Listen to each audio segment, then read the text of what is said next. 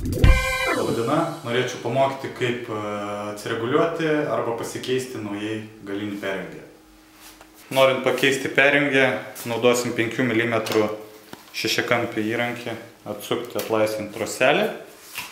Tam, kad atjungti perjungę nuo grandinės, reikės arba išsukti vieną iš ratuko, arba reikės atjungti grandinę. Kaip tai padaryti, galite pamatyti čia. Išimant ratuką,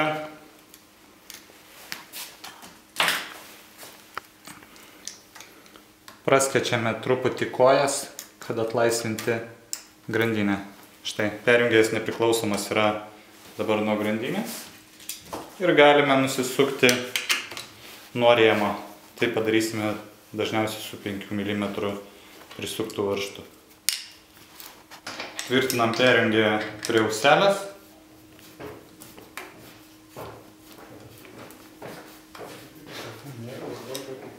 Prisukam, patikrinam, ar jisai veikia. Toliau statome vietą grandinę, praskėtus kojas, statome pro apsaugėlę.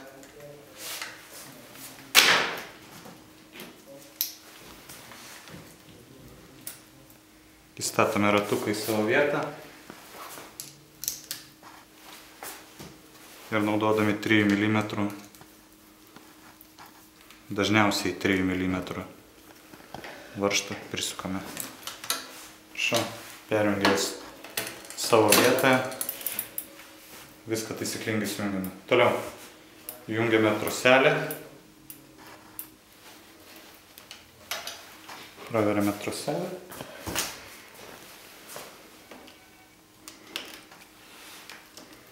Namų sąlygom galima arba rankom, arba su repliam truputį įtempus troselį, jį prisukame. Troselis prisuktas savo vietoje.